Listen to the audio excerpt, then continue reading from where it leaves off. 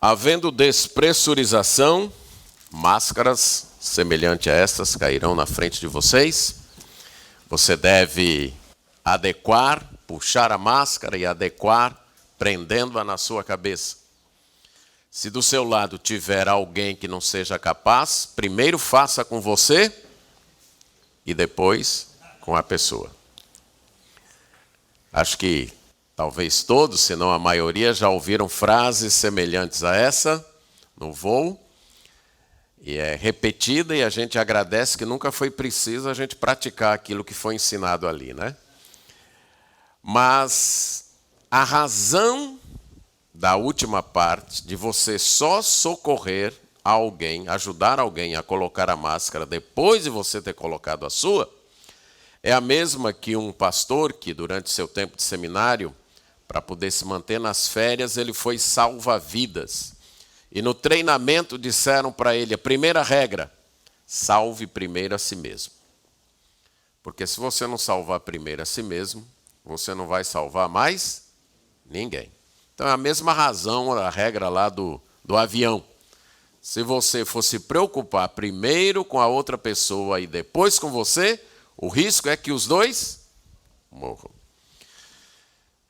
No meu segundo ano de ministério pastoral, e primeiro de casado, nós tivemos a bênção de participar de uma conferência semelhante a esta para pastores. E uma das pregações foi nesse texto de 1 Timóteo. E a frase do preletor, a ideia central declarada, me agarrou de chofre e por vários motivos.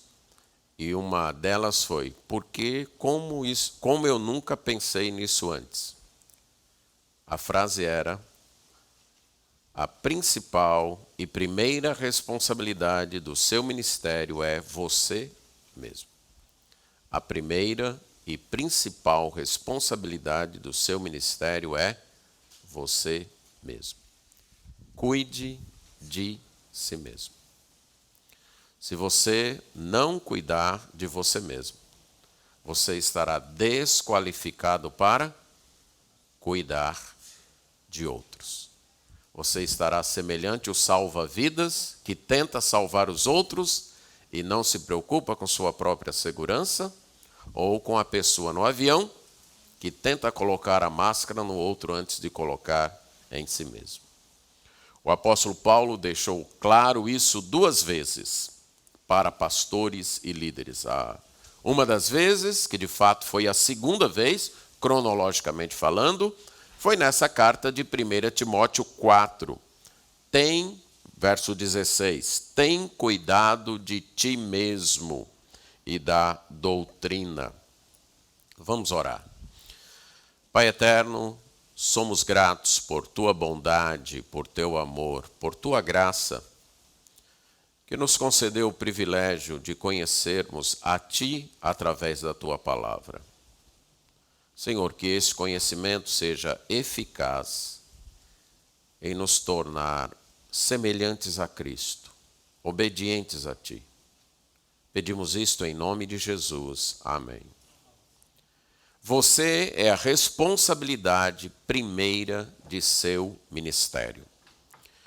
Nesse texto, rápido exercício aqui, que é a primeira parte da nossa mensagem, eu quero apenas destacar os mandamentos ou as exortações diretas que Paulo faz a Timóteo, a partir do verso 6, indo até o 16.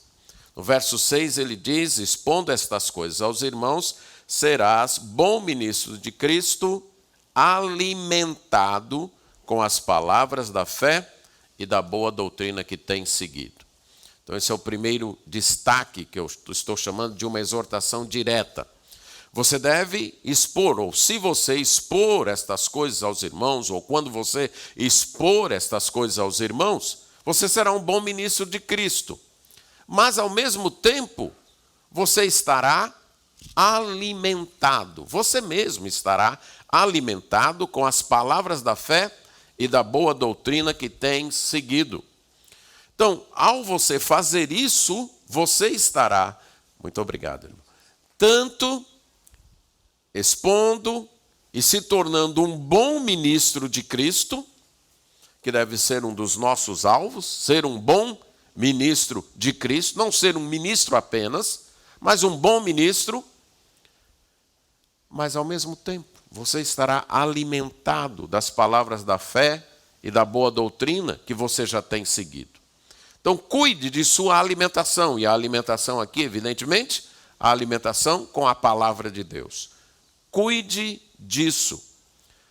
E rejeita as fábulas profanas e de velhas caducas, não vamos entrar em detalhe o que seria isso naquela época, mas podemos pensar hoje em tudo aquilo que, como foi exposto ontem pelo pastor Tiago, não é o centro, que é o Evangelho. E isso é altamente tentador, especialmente no mundo em que nós vemos da mídia, né? Altamente tentador para nós e os nossos membros. De vez em quando você recebe no WhatsApp, não sei se acontece com vocês, ou algum outro recado, pastor, olha, o pastor fulano de tal disse isso e o pastor Beltrano rebateu assim, o que o senhor acha? E a minha vontade é dizer, rapaz, eu acho é graça. Mas não vou dizer isso. Mas eu fico pensando, o que eu tenho a ver no meu ministério com esses debates, não menosprezando quem entra neles, mas a gente tem tanta coisa a fazer na nossa igreja local, no nosso estudo bíblico, né? Aí fica vendo isso daqui ou de lá. E algumas vezes eu penso, e não são assuntos em si ruins, não são. Mas quando a gente pensa em Filipenses, que Paulo diz, para que vocês aprovem as coisas excelentes, o nosso grande problema talvez não seja decidir entre o bom e o ruim, mas entre o bom e o excelente. Talvez aqui seja o nosso problema. Porque tem muita coisa boa para a gente fazer, né? Inclusive no ministério, como o pastor Tiago mencionou ontem. Tem muita coisa boa, mas nós não temos tempo de fazer todas as coisas boas. Nós temos que focar naquilo que é excelente em relação ao ministério. Então, se a gente for ficar entrando em tudo quanto é discussão que surge na mídia a respeito das escrituras e dos ministérios, irmãos, nós não vamos ter tempo nem energia para nos concentrarmos naquilo que é essencial. E algumas vezes eu me pergunto se essa não é uma estratégia do inimigo de desviar a gente. E ao invés da gente focar, unir forças, ou pelo menos não sair batendo com fogo amigo em outros, a gente se concentrar naquilo que é essencial. Pode ser que o colega ali esteja um pouco diferente do que eu acho que deveria estar, mas ele também está indo para o céu. O essencial não foi negado. Se eu não posso apoiá-lo, pelo menos não vou ficar me distraindo, atirando pedras, ao invés de me concentrar no ministério. Aqui é uma aplicação que eu estou fazendo de rejeita as fábulas. Exercita-te pessoalmente na piedade. Você mesmo, Timóteo, exercita-te pessoalmente na piedade. E aí eu lembro de 2 episódios, um de um colega pastor, que a esposa, com certo problema com peso, estava fazendo um tratamento, acho que um nutrólogo. E a esposa estava ficando muito impaciente, muito triste, muito nervosa, e toda vez que tinha que ir no nutrólogo, era um estresse. Um dia ele foi com ela. Quando chegou lá que ele viu o médico, ele falou, é esse aí? É. Pois você vai mudar. Porque o médico estava literalmente em forma de um botijão. Falou, se ele não está resolvendo o problema dele, como é que vai resolver o dos outros? E a outra, quando eu servi o exército, eu tinha um comandante, comecei na nossa companhia, um comandante, recém-saído do PQD, Batalhão de Paraquedistas. Acho que vocês conhecem alguém também que já foi do PQD, muito famoso no Brasil hoje, certo? Ele era vibrador, aquele vibrador mesmo. Quem serviu o exército conhece essa linguagem de vibrador, né? Vibrador. Você tem uma ideia, na nossa companhia não podia ter o coturno, a bota com o zíper. Todo mundo tinha que ter o coturno com o cadarço trançado do jeito que é a regra. Ponto. E começar por ele. Mas na hora dos exercícios físicos, tinha aquele exercício, deitado 1, 2, e a tropa responde 3, 4, e deita. Em pé 1, 2, e a tropa responde 3, 4, e fica em pé. E ele começava assim, ele deitava, levantava, deitava, daqui a pouco ele ficava em pé e só falava, deitado 1, 2, em pé 1, 2, e daqui a pouco ele só fazia isso, ó. E ironicamente dizia, a tropa está cansando o guia. A tropa está cansando o guia. A gente lá se matando e ele dizendo isso. E eu fico imaginando que talvez alguns pastores sejam exatamente assim. Quanto à piedade. Está lá no púlpito só pá. Ainda está dizendo, essa igreja me estressa. Exercita-te pessoalmente na piedade. Nós, numa outra mensagem, nesse encontro, vamos ver o que eu entendo ser piedade, que é ser semelhante a Cristo, baseado em 2 Pedro 1, o que foi nos concedido para chegarmos à natureza divina, entendido natureza ali como semelhança de caráter. Exercita-te nisso. Não fica só falando para os outros. Não seja como um professor de educação física, um personal trainer, que só treina os outros, mas ele mesmo não se treina. Exercita-te pessoalmente na piedade. Verso 12. Torna-te padrão. Ninguém te despreze pelo fato de você ser novo, ser jovem. Mas torna-te você. Seja um padrão. Seja um exemplo. Ganhe o respeito sendo um exemplo. Algo que o apóstolo Pedro posteriormente vai dizer, que nós devemos governar, liderar o rebanho, não com palavra, ordens de mando, mas sendo exemplo. Liderar por modelagem. Liderar sendo modelo. Torna-te padrão. Até a minha chegada, aplica-te. Uma outra exortação direta. Aplica-te. Amarra-te. A ideia, amarra na tua mente. Podemos imaginar a uma outra palavra semelhante a essa, raiz semelhante, que fala de perseverar na oração. E a ideia da palavra, e em alguns textos ela foi usada assim, era de você pegar um barco, e ele chegou à margem, e você amarrar o barco ali, para que as águas não o levem embora. Essa é a ideia, amarre isso na sua mente. Não permita que as águas da rotina, das várias atividades, das preocupações, desamarrem isso da sua vida. Aplica-te a isso, amarre-se a isso.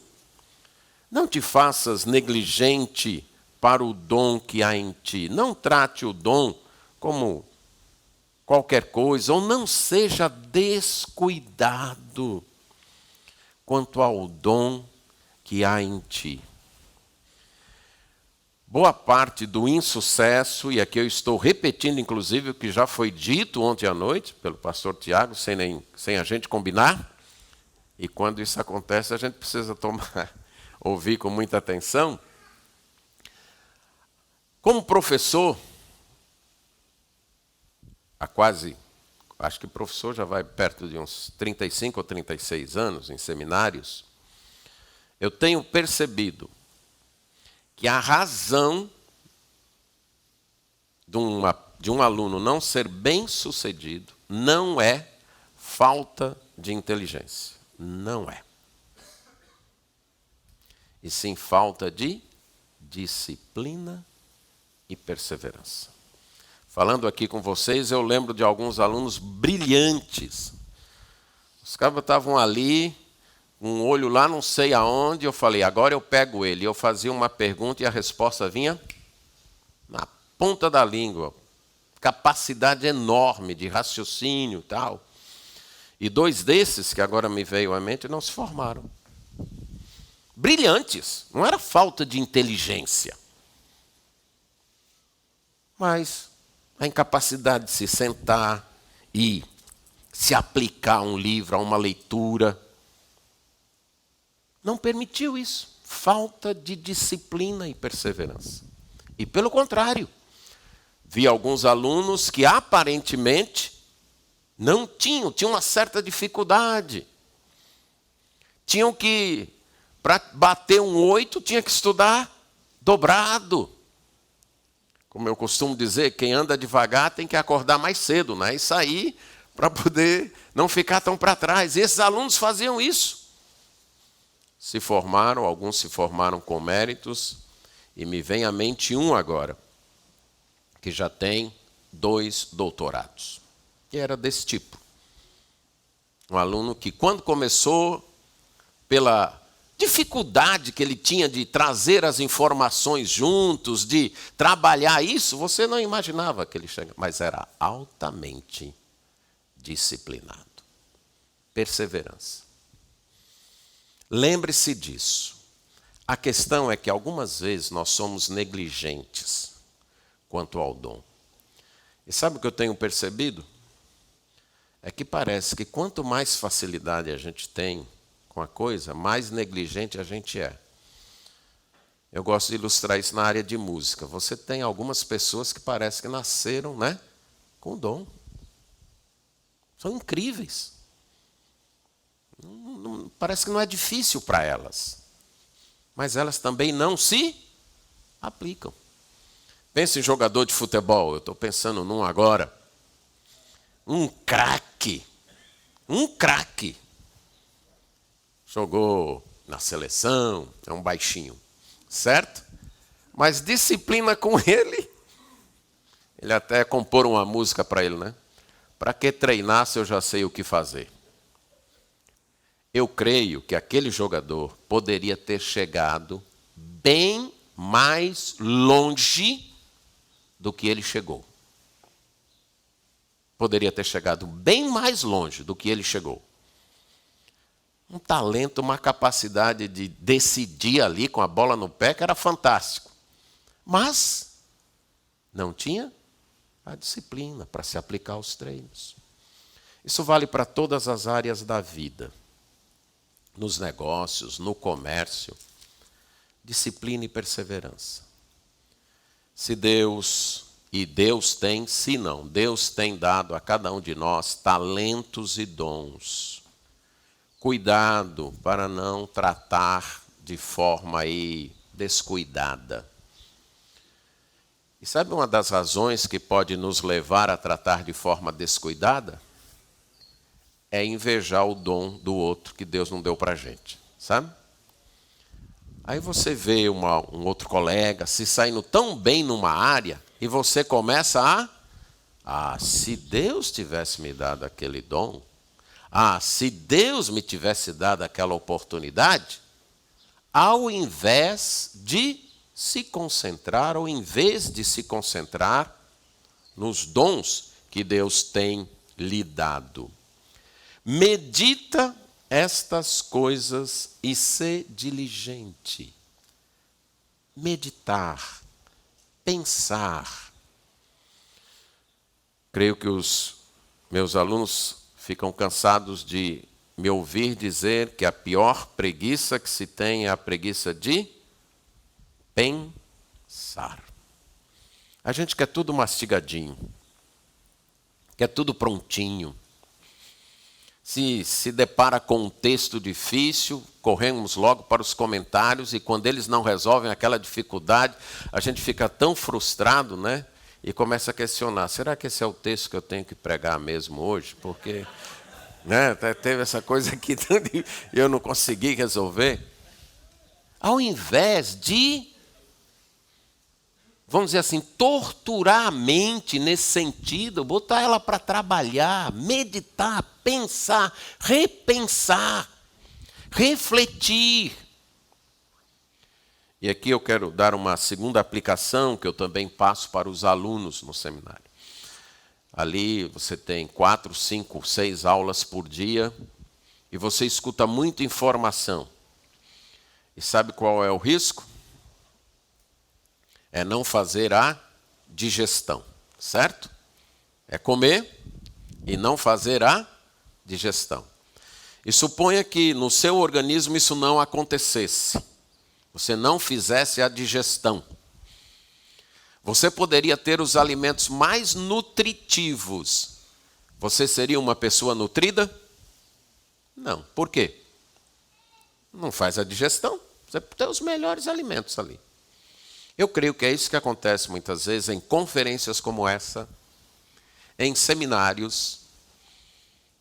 Temos uma farta alimentação, talvez nos dois sentidos, né? Só que numa acontece a digestão, na outra, não. E o meu conselho para os alunos é: pesque um ensinamento do dia. Não precisa 2, pesque 1. E passe o resto do dia meditando, refletindo, pensando. Deixe aquele ensinamento fazer a digestão. Deixe, cada dia faça isso. Ore a Deus e diga: Deus, de tudo que eu vou aprender hoje, me traz um que é para ficar torturando na minha mente, mexendo na minha cabeça. Porque temos que admitir que a quantidade de informações que a gente tem, não dá para meditar em tudo, não dá. Né? Nós temos uma quantidade de informação muito grande, muito grande.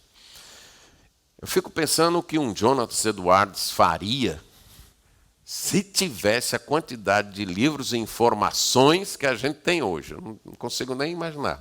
Na biblioteca do homem, eu ouvi dizer que tinha 600 livros só. E ele fez o que fez, imagine, com a quantidade de livros. Mas qual era a diferença? Refletiam, meditavam, pensavam, não iam simplesmente engolindo, achando bonito, eu gostei disso, isso é interessante, ou discutindo. Não, refletindo, medita nestas coisas. É isso que vai fazer o teu progresso. É isso que vai fazer você progredir. Esse exercício de pensar, de meditar. E aí, nessa parte, ele conclui: então, tem cuidado de ti mesmo e da doutrina e continua, persevera nesses deveres. Você é a responsabilidade primeira de seu ministério. Lembre-se disso. Se você não cuidar de você mesmo, você não vai poder cuidar dos outros.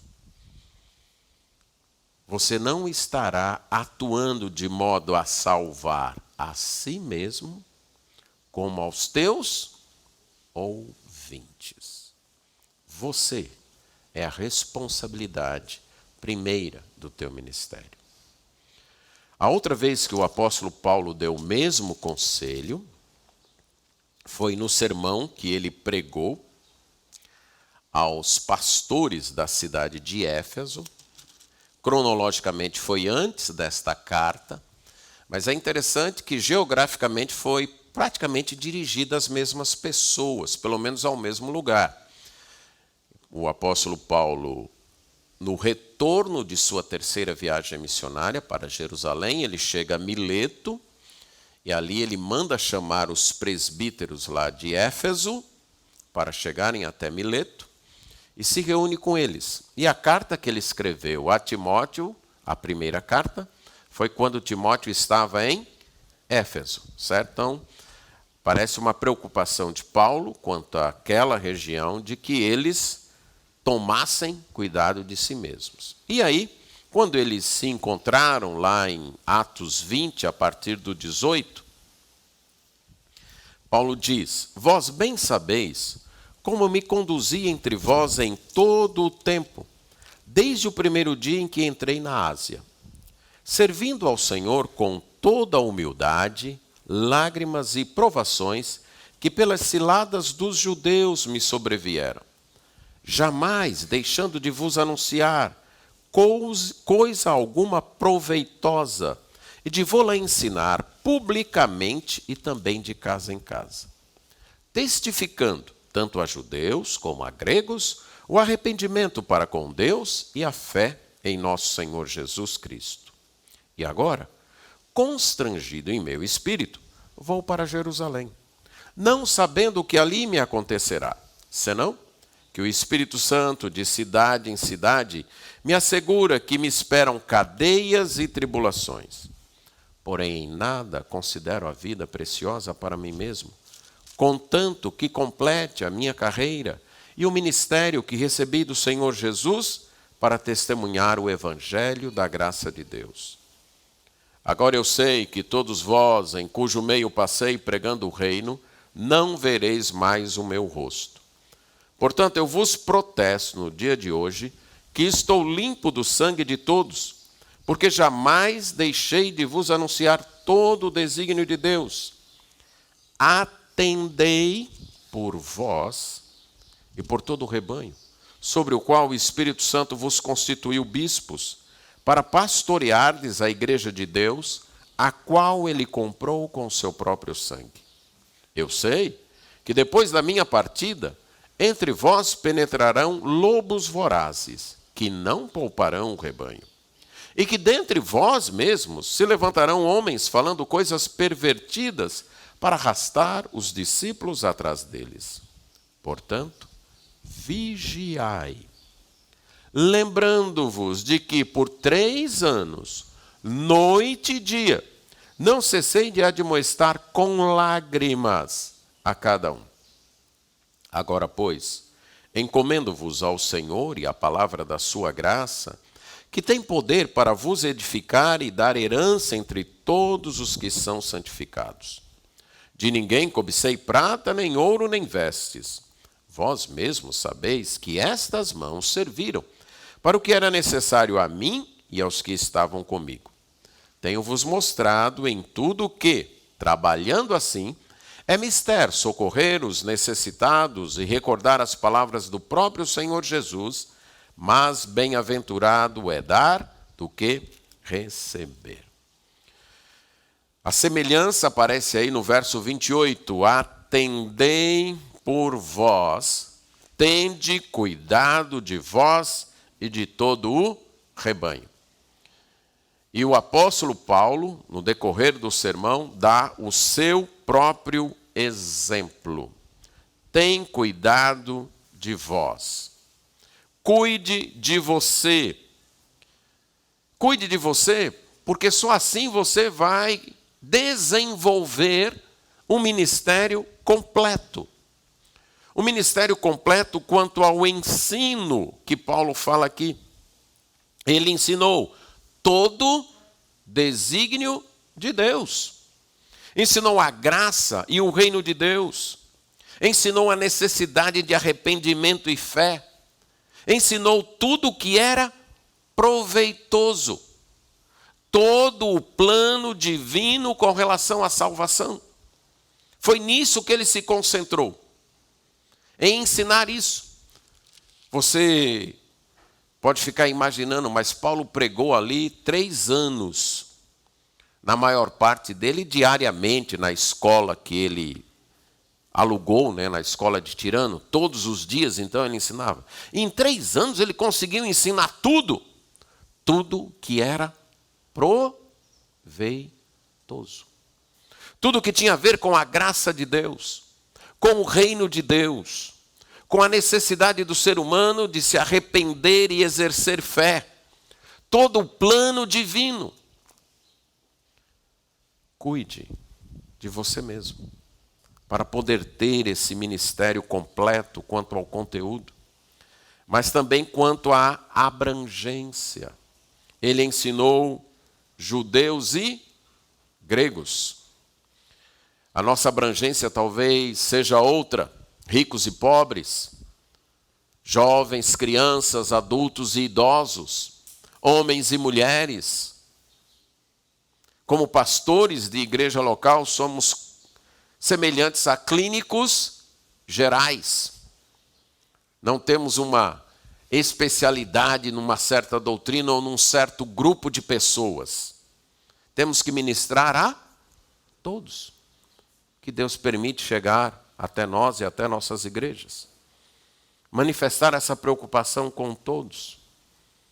Agora, para isso é preciso cuidar de si mesmo. Para ter esse ministério completo quanto ao conteúdo, quanto à abrangência e quanto à metodologia. Ministrou tanto publicamente como de casa em casa.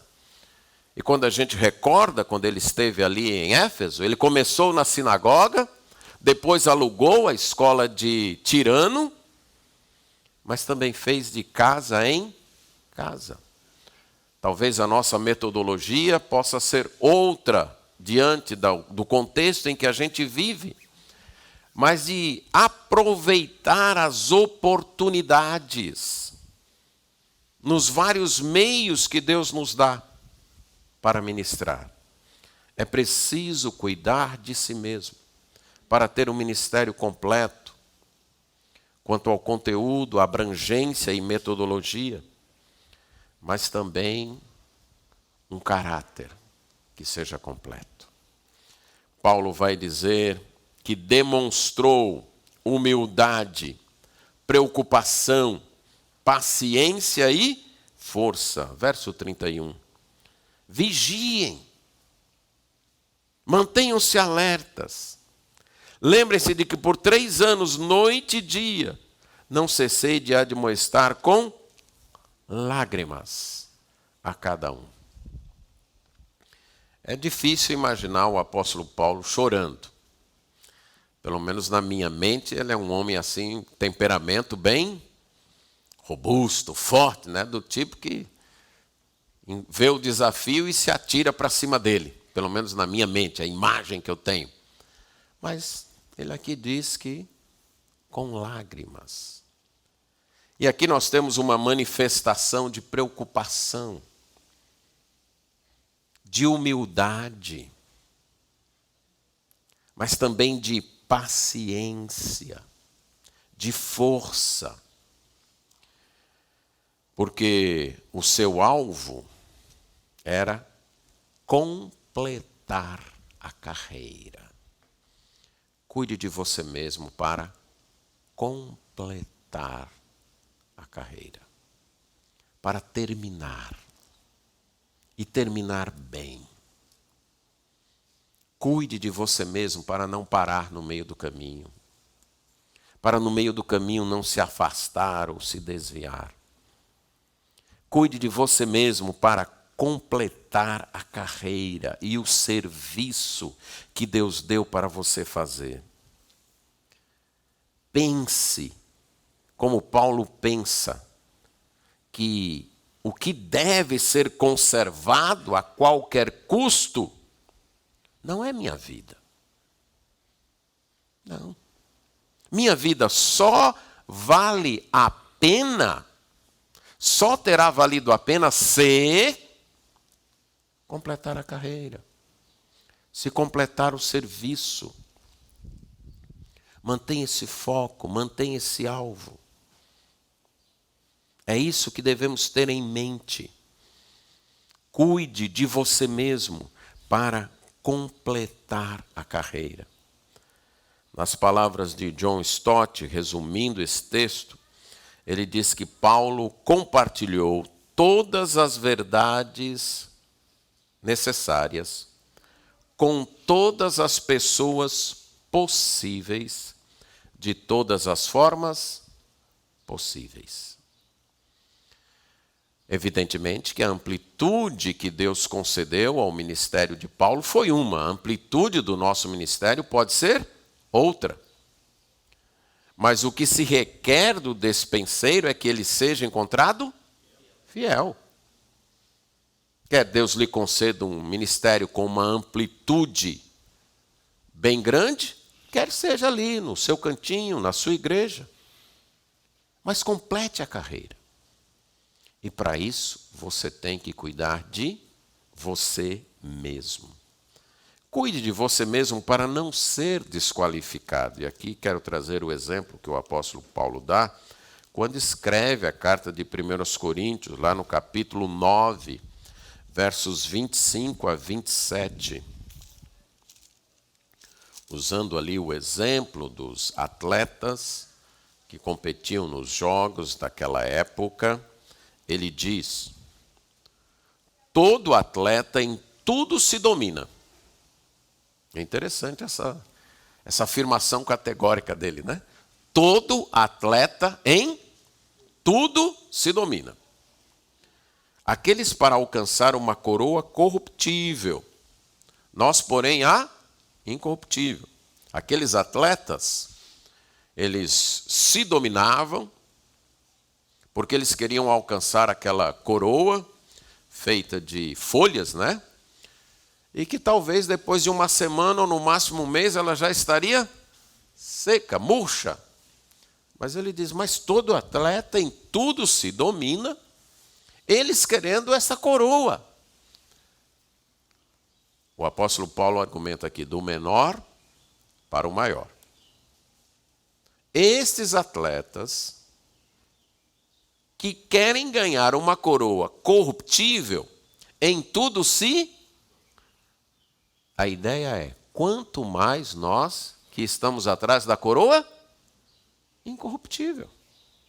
Se os atletas que querem ganhar uma coroa corruptível, em tudo se dominam, o que se esperar de nós? A mesma atitude, ou uma atitude ainda maior. Aí ele dá o exemplo dele. Assim corro também eu, não sem meta.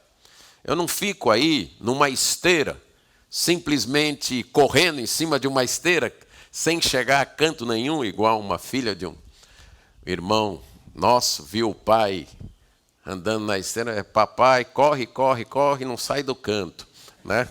Ele se interessou bem, agora o pai queria chegar a um canto sim, né? Um canto de ter uma forma melhor. Mas a menina ainda não estava em idade de entender aquilo. Mas o apóstolo Paulo está dizendo isso quanto aos atletas do seu tempo. Eles correm, ficam dando voltas, como se não tivessem nenhuma meta. Eu não, eu tenho uma meta. Assim eu também luto, não como alguém sem sparring, que está simplesmente treinando e dando socos no ar. Não. Sabe o que eu esmurro? O meu próprio corpo. Para que, tendo... Essa frase aqui deve nos fazer tremer. Tendo pregado a outros, eu mesmo não venha a ser desqualificado. A ideia aqui é que, para o atleta entrar na competição, ele tinha que atingir certos padrões, cumprir certos requisitos, como hoje também, né? Tem os exames antidopes exatamente para evitar isso. Na luta do boxe, por exemplo, dependendo da categoria, ele tem que estar numa faixa de peso. Se ele estiver fora, ele não entra na competição, ele é desqualificado. Esse era o medo do apóstolo Paulo, ser tirado da competição. Ser tirado da competição por não estar qualificado. Vamos tomar cuidado. Você é a responsabilidade primeira do seu ministério. Cuide de você mesmo. Porque quando cuidamos de nós mesmos, estamos qualificados para cuidar da igreja que é de Cristo. Voltando lá ao Atos capítulo 20, veja o relacionamento trinitário com a igreja. Atendei por vós, você mesmo, e por todo o rebanho, sobre o qual o Espírito Santo vos constituiu, bispos, pastores, supervisores, para pastoreardes a igreja de Deus, não é nossa, é dele, a qual ele comprou com o seu próprio sangue, e aqui referindo-se ao Senhor Jesus Cristo. O que Deus tem de mais precioso hoje no mundo é a sua igreja.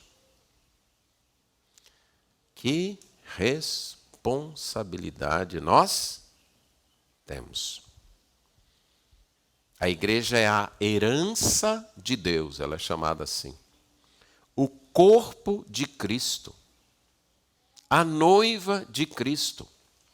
O povo de Deus. O tesouro de Deus. Ele comprou com o seu próprio sangue, com sua própria vida.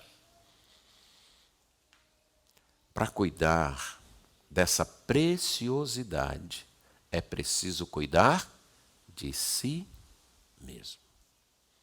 Você precisa cuidar de você mesmo.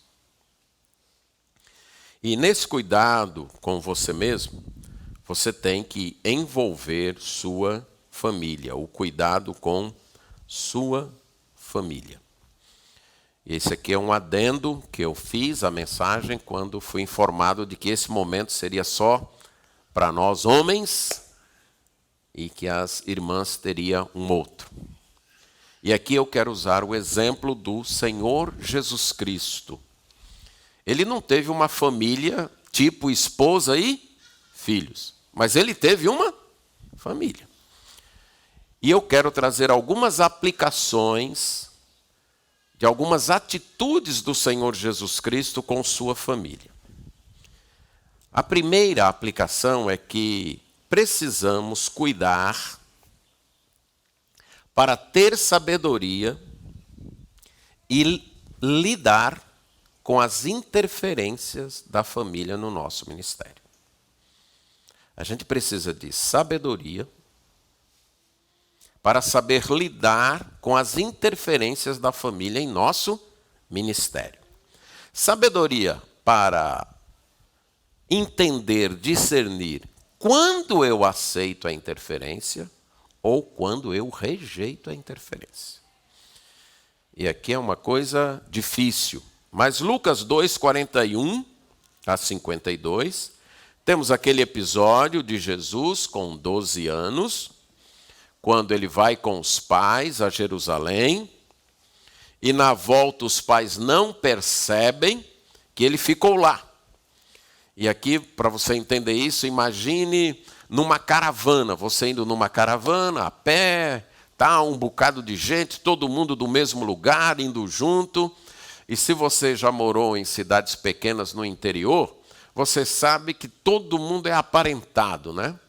E todo mundo se sente no direito de cuidar e até dar bronca nos filhos, né? O tio, é o avô, é a tia, né? Sai daí, menino. Não. Eu não fui criado assim, mas quando cheguei aqui, estudar e fui trabalhar numa cidade muito pequena, onde tinha isso. Eu, rapaz, mas esse tio dá uma bronca nesse menino como se fosse filho dele. E os pais nem ligam, mas é assim, certo? A cultura permite isso.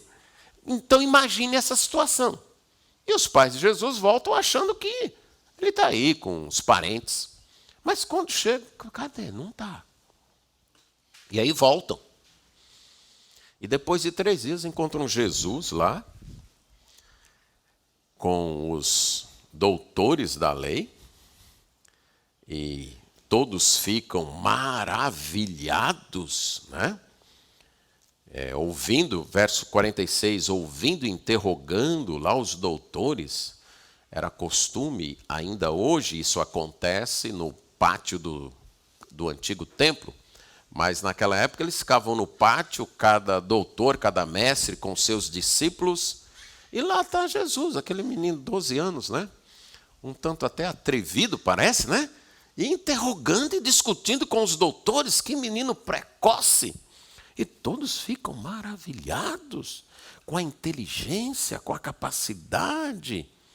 Aí a sua mãe diz: filho, por que você fez isso com a gente? Teu pai e eu estamos aflitos à tua procura. Por que vocês me procuravam? Vocês não sabem que me cumpria estar na casa de meu pai?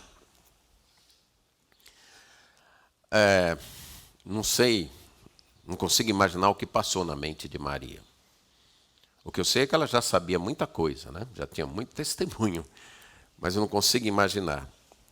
Mas diz que eles não compreenderam e que Jesus desceu com eles para Nazaré e era-lhes submisso.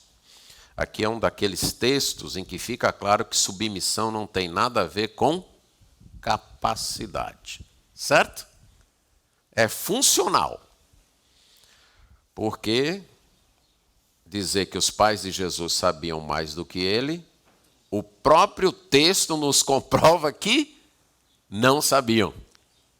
Que tinham mais poder do que ele, também não tinham. Mas naquele momento, naquela fase da vida de Jesus, competia a ele ser submisso aos seus pais. Ponto. Alguns momentos do nosso ministério, a família fará interferências e nós teremos que ceder a estas interferências. Certo? Isto é parte do nosso ministério. É parte do nosso ministério. Então não se sinta culpado, ou que abandonou o ministério, ou isso ou aquilo, por estas razões. Em alguns momentos do nosso ministério, nós nos submeteremos às exigências familiares, mesmo olhando para as nossas condições, para as nossas capacidades e entendendo, eu tenho como ir mais longe, eu tenho como ir além, mas eu vou ter que parar aqui. Porque a minha família pede e está precisando disso. Agora, há outros momentos em que não. Marcos capítulo 3, versos 31 a 35.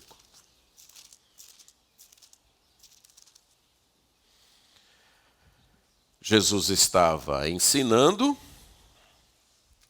tinha sido acusado pelos seus inimigos ali, que ele estava possesso, e nisso chegaram sua mãe e seus irmãos, e tendo ficado do lado de fora, mandaram chamá-lo. Muita gente estava sentada ao redor dele e lhe disseram: olha, tua mãe e teus irmãos estão lá fora à tua procura. Então eles lhes respondeu dizendo: quem é minha mãe? Quem são meus irmãos? E correndo olhar pelos que estavam assentados ao redor, disse: eis minha mãe e meus irmãos. Portanto, qualquer que fizer a vontade de Deus, esse é meu irmão, irmã e mãe. Aqui uma atitude diferente. Olha, tua mãe e teus irmãos estão lá fora e estão te chamando. Quem é minha mãe? Quem são meus irmãos? Quem é minha família nesse momento, nessa etapa do meu ministério? É aqueles que estão ouvindo e obedecendo. Em alguns momentos, nós vamos ter que dizer não às interferências da família. Talvez a pergunta seja: e aí? Quando é um e quando é outro? Eu não tenho a resposta específica. Mas eu tenho certeza, isso eu afirmo com certeza, que andando com Deus, Ele vai dizer para você quando é para fazer de um jeito e quando é para fazer de outro. Eu creio que essa é uma daquelas áreas em que não temos a resposta específica exatamente para podermos andar bem pertinho de Deus. Porque você já percebeu que quando a gente tem instruções bem específicas, a gente tem a tendência de deixar de lado o manual. Já percebeu isso? Quando você tem, né, ou a pessoa. Então, algumas vezes, para nos manter perto dele, as instruções não são bem detalhadas. O que a gente sabe, no exemplo de Jesus, é que tem alguns momentos eu vou ceder às interferências da família. Em outros momentos eu vou dizer não. E para que eu saiba distinguir um e outro, eu preciso andar com Deus. Pensar como Deus pensa. Deixe-me ilustrar, dar um texto bíblico e ilustrar. Romanos 12:2 me ensina como é que eu sei a vontade de Deus. Como é? E não vos conformeis, mas transformai-vos pela renovação da vossa mente, para que experimenteis qual seja boa. Quando jovem, né, um grande anseio da minha vida era que Deus me desse já o mapa escrito, o que eu vou ser, com quem vou casar, quantos filhos devo ter, onde vou morar. Era isso que eu queria. Eu quero saber a vontade de Deus para a minha vida. Penso eu que a maioria dos jovens, quando dizem isso, eu quero saber a vontade de Deus para a minha vida, estão pensando talvez apenas nesses assuntos. Qual é a vocação? Com quem vou casar? Quando? Tal. Com o passar do tempo, eu descobri que isso não vem no mapa assim. Olha, você deve casar com a fulana, sua vocação é essa. E aí a ilustração. Você só consegue agradar alguém se você conhece bem a pessoa, né? Imagine que você entrasse numa loja de esportes e de artigos esportivos e quisesse me agradar. Rapaz, eu preciso comprar uma camisa de um time para agradar o pastor Almir. Rapaz, essa camisa aqui, certo? Do Corinthians. Eu acho que ele vai gostar dela. Agora, você não fez a minha vontade porque lhe falta conhecimento. Certo? Não sei qual é queria desagradar mais, mas... aí tá certo. Ok? Mas eu posso agradar alguém à medida que eu conheço aquela pessoa. Então, como é que eu identifico a vontade de Deus? Aprendendo a pensar como Deus pensa. Aprendendo a olhar para a vida e para o mundo como Deus vê. E não vos conformeis, mas transformai-vos pela renovação da mente. Então, é esse aprendizado de Deus que vai ajudar você a distinguir, a entender. Aqui é a vontade de Deus que eu ceda à interferência da família. Aqui é a vontade de Deus que eu não ceda. É andando com Deus, aprendendo. E como é que Deus quer que eu haja nessa situação? Você vai incorporando, não é uma listinha, não é um mapa, é um reformar da mente que ajuda você a olhar para a vida, a ter a cosmovisão bíblica, a olhar para a vida do jeito que Deus olha.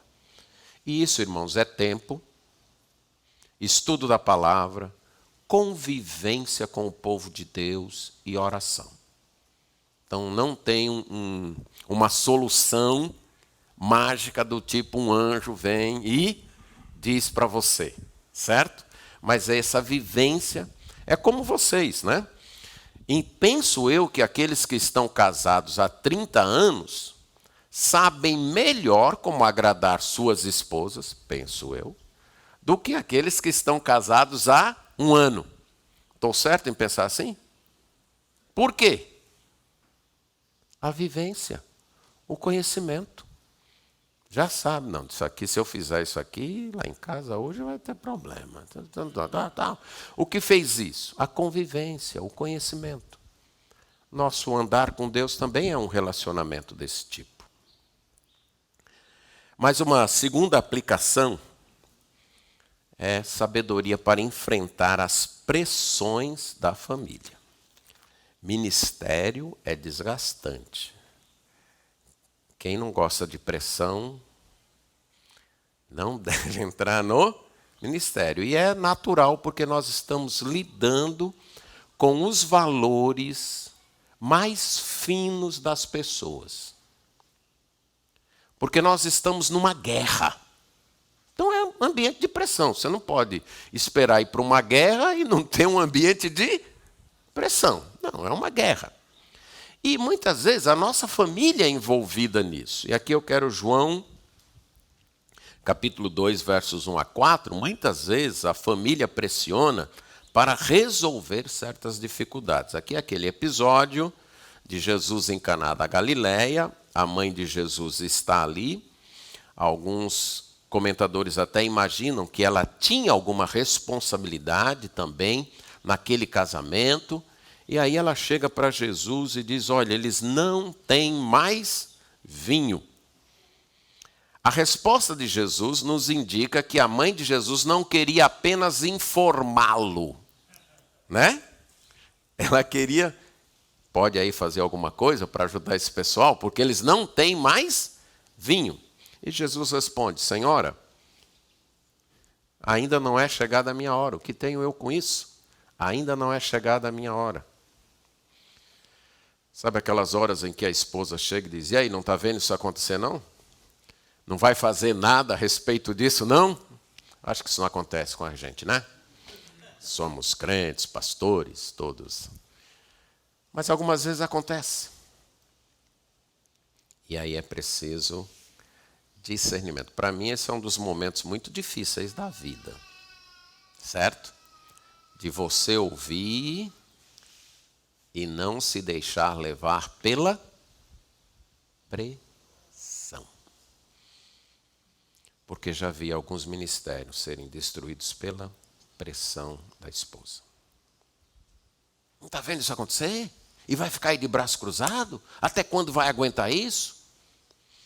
Eu penso que algumas vezes as irmãs elas não têm muita ciência do poder que a opinião delas tem sobre nós. Eu penso que algumas vezes elas não têm muita ciência disso. De que elas têm sim, a opinião delas conta muito para nós. E algumas vezes, no momento de desabafo, elas dizem, não vai fazer nada não, está vendo aí? Não está vendo diácono tal, ou fulano tal, fazendo isso. E aí, usando a linguagem popular, a gente pega, corda,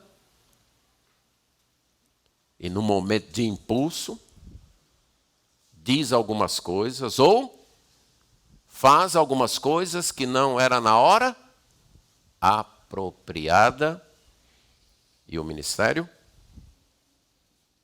sofre com isso. Aprender a lidar com as pressões. Não, mas eu vou ficar aguentando isso. É parte do ministério. Ouvir, não ser mal educado. Jesus não foi mal educado com sua mãe. A linguagem muitas vezes dá essa ideia, mas não foi. Certo? Esse mulher seria semelhante a senhora, senhor, que uma aeromoça diz para a gente no avião. Senhor, senhora, é mais ou menos aí. Senhora, isso não é problema meu ainda. A minha hora ainda não chegou. Amor, calma. A responsabilidade é minha. Eu estou esperando a direção de Deus para, na hora certa, resolver. Calma. Vamos confiar. E não se deixar levar pela pressão. Pressão para resolver certas dificuldades ou pressão para conseguir mais sucesso. Capítulo 7, versículos 1 a 9. Aqui são os irmãos de Jesus. A festa dos tabernáculos está se aproximando. Naquela época era a festa mais frequentada pelos judeus. E os irmãos de Jesus disseram, deixa aqui esse lugar, que era na Galileia, vai para a Judeia, para que os teus discípulos vejam as tuas obras, porque ninguém há que procure ser conhecido em público e, contudo, realize os seus feitos em ocultos. Se faz estas coisas, manifesta-te ao mundo. E o texto diz, o comentário de João, porque nem mesmo os seus irmãos criam nele. Aí Jesus responde, o meu tempo ainda não chegou, mas o vosso sempre está presente. Não pode o mundo odiar-vos, mas a mim me odeia, porque eu dou testemunho ao seu respeito de que as suas obras são más. Algumas vezes, irmãos, a família pode nos forçar a ser mais bem-sucedidos na visão dela. A ir para uma igreja maior, a conseguir um curso melhor, a ter um carro novo, ou seja lá o que for, né? Uma pressão é feita. Muitas vezes é uma pressão direta, falando, outras vezes é uma pressão por indiretas. Fulano de tal que se formou junto com a gente, já tem uma casa, já tem um carro, e a gente está aqui. E vamos ser sinceros, machuca, não machuca? Dói. E a gente olha para a gente, mas será que eu não estou fracassando? Será que eu não devia mesmo mudar, ir para tal lugar, avançar um pouco mais? Será que sou eu que não estou marcando o passo aqui? Precisamos sabedoria para deixar isso lá, dizer, olha, estamos nas mãos de Deus. Vamos seguir o calendário dele. A agenda não é a agenda do mundo. O ministério não é como uma carreira numa empresa em que a gente começa numa igreja pequena, depois de 3 anos é promovido para uma igreja média, e depois de não sei quantos anos é promovido para uma igreja de tantos membros. Não, o ministério não é isso. Sucesso não é medido assim com Deus. E trago 2 exemplos. Eu sempre digo, um é o profeta que eu gostaria de ser, o outro é o profeta que eu acho que eu me pareço com ele. O profeta que eu gostaria de ser é Jeremias. Alguém muito bem sucedido, não é? Concorda comigo? Do ponto de vista do mundo, nem um pouco. Como a vida de Jeremias terminou? Jeremias, consulta a Deus aí, se a gente vai para o Egito ou não vai. E o que Deus falar, Jeremias, a gente faz. Olha, vocês prestem atenção, eu vou consultar a Deus. Pode consultar. Consulta, não é para ir para o Egito, tu está mentindo. E sequestraram Jeremias e levaram com ele. E levaram com eles. Do ponto de vista do mundo, isso é sucesso? Isso é um fracasso, profeta fraco. Viu aí o que aconteceu? A igreja errou, ainda carregou ele com ele. Ainda levou ele embora junto. Mas, do ponto de vista de Deus, é isso? Era um profeta fraco? Era? Não. Ali era um profeta forte. Foi, e lá no Egito ainda profetizou. Ainda fez a vontade de Deus lá. O outro é Jonas. Jonas. Rapaz, em 3 dias o cara pregou, rapaz, viu? A cidade toda se converteu.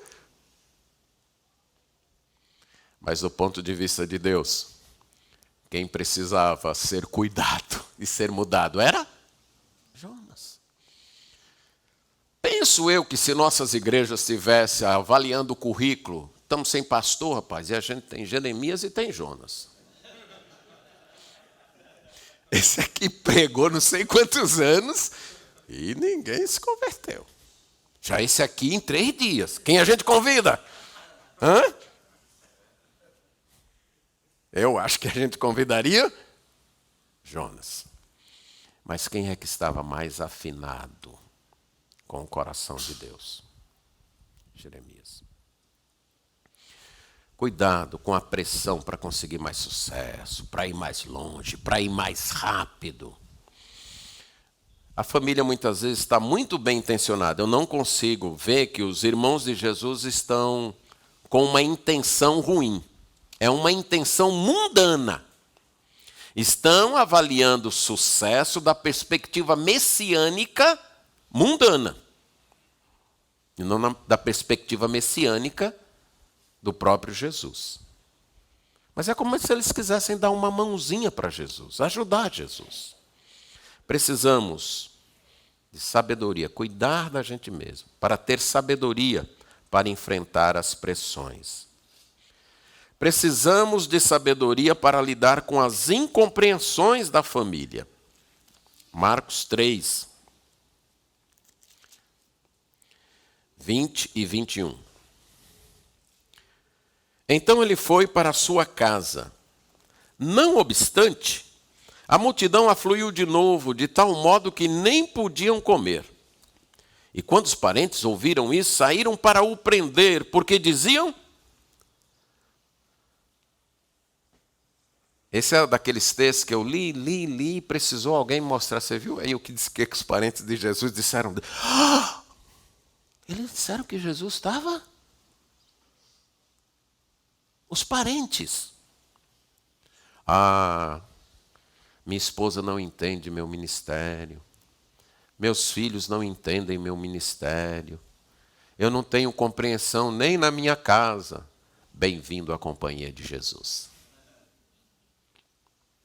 A ideia aqui, não alimente a expectativa de que sua família será 100% compreensiva quanto ao seu ministério. Algumas vezes a mulher não vai entender. Algumas vezes os filhos não vão entender. E a gente deve encarar isso como normal, ponto. Não é que é bom ou agradável, nem tudo que é normal é agradável. Mas é isso mesmo.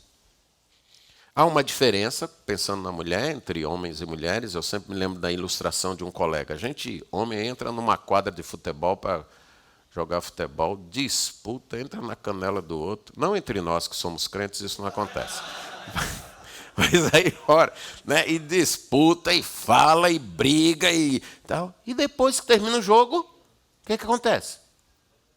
Todo mundo amigo, se abraçando, tal, não é? Você já imaginou isso no meio das mulheres? Se é possível um negócio desse? São diferenças. Então, muitas vezes, elas vão ver certas discussões em associação e até na igreja. Para elas, aquilo faz o chão tremer. Eu me lembro de um irmão mais experiente que ele deu testemunho.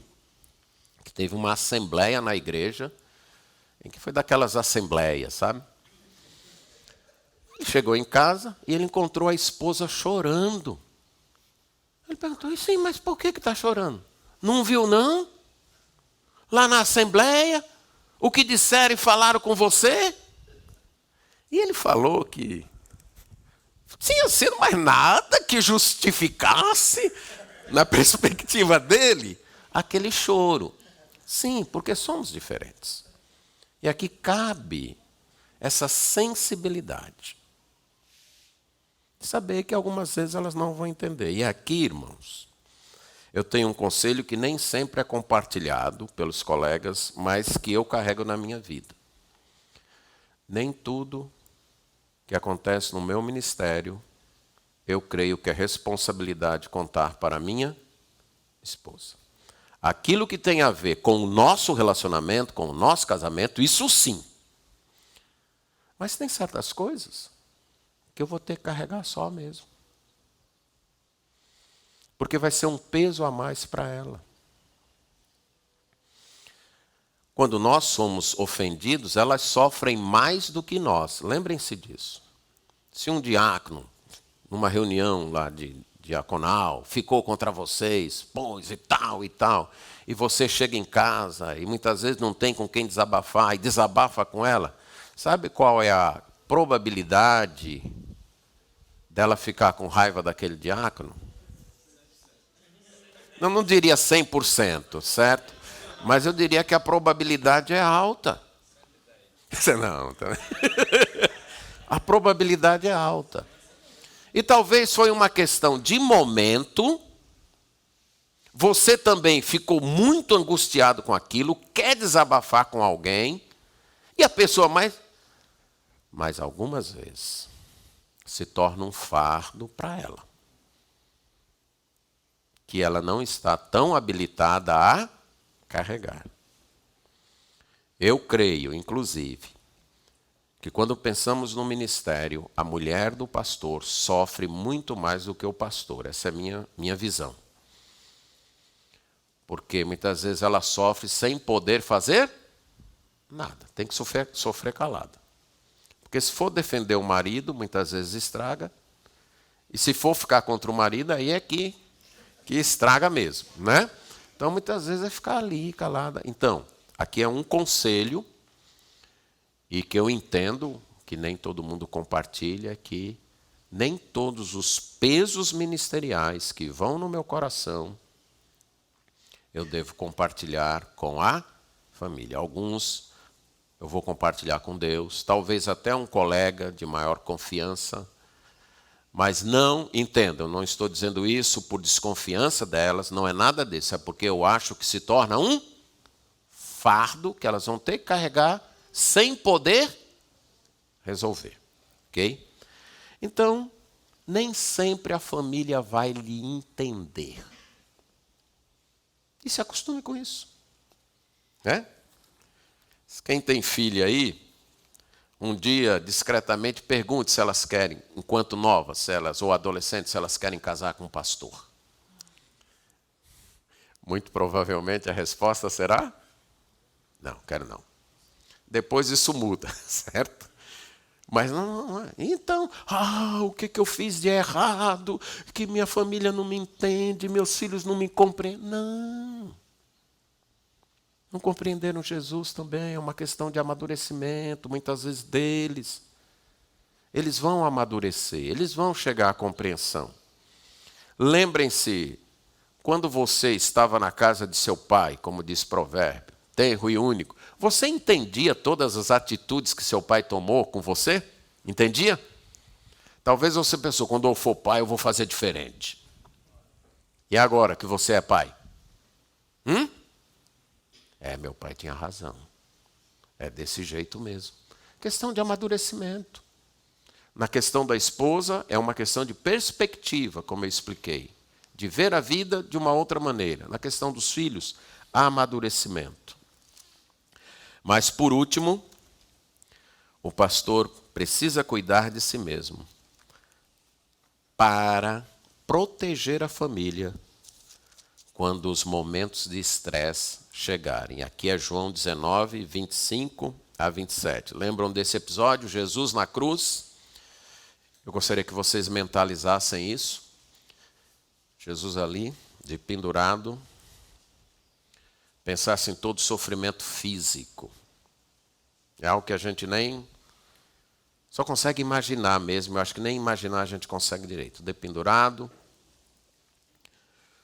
Tendo que fazer um certo esforço para falar alguma coisa, porque tudo dentro estava pressionando, se desconjuntando, morrendo aos poucos, e cada esforço que fazia para respirar e falar, a dor só fazia aumentar. Mas ele faz isso algumas vezes, e em uma das vezes, é para dizer para sua mãe: Senhora, eis aí o teu filho. E para dizer para o discípulo: eis aí tua mãe. Naquele momento de maior estresse da vida de Jesus, o sofrimento físico, emocional de ser abandonado, chacoteado, e o espiritual de receber sobre si a condenação dos nossos pecados, a preocupação foi cuidar de sua mãe.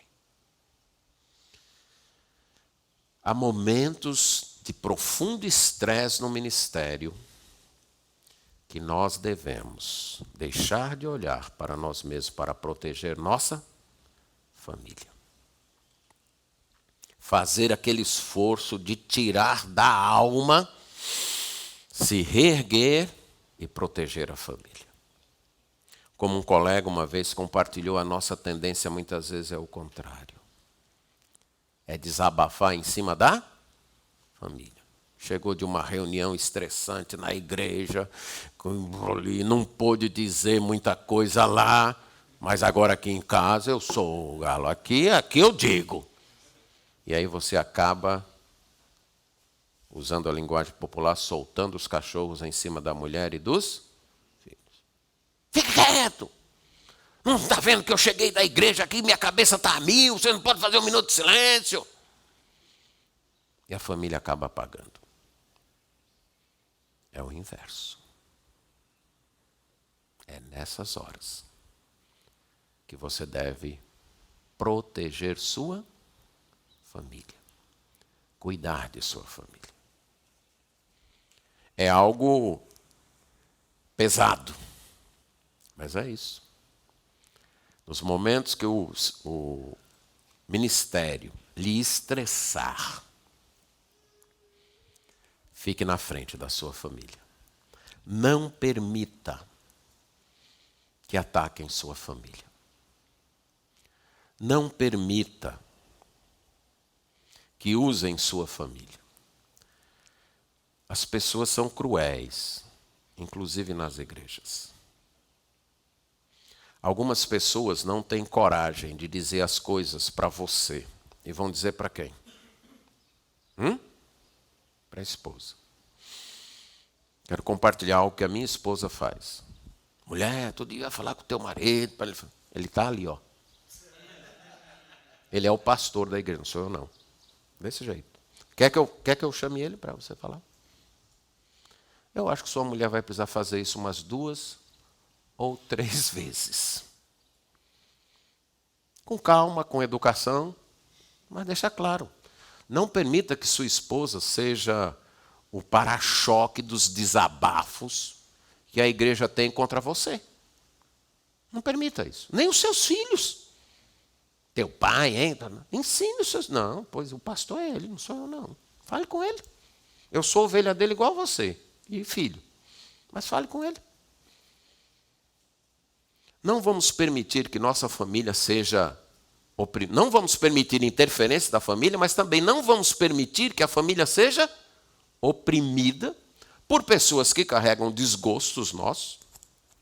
E é impossível você pastorear uma igreja 2, 3, 4, 10 e não deixar alguns desgostos, concorda comigo? É impossível. Não tem como. Né? Nós somos falhos. Muitas vezes deixamos desgostos por causa dos nossos pecados e outras vezes as pessoas se desgostam por causa dos pecados delas, as expectativas que elas alimentaram.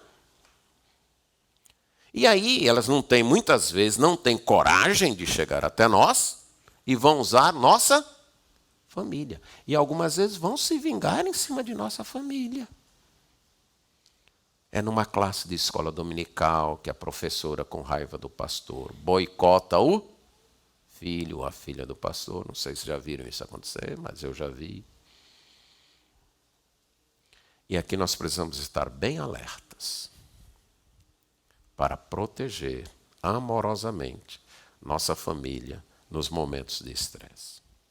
Cuidar de si mesmo, naquilo que nós vimos em Timóteo, do seu crescimento, do seu exercício pessoal visando a piedade. Cuidar de si mesmo para ter um ministério completo e cuidar de si mesmo no relacionamento com a sua família. Que Deus nos dê a graça, porque é somente com a graça dele, que a gente consegue cuidar da gente mesmo nessas áreas. Que Deus nos abençoe.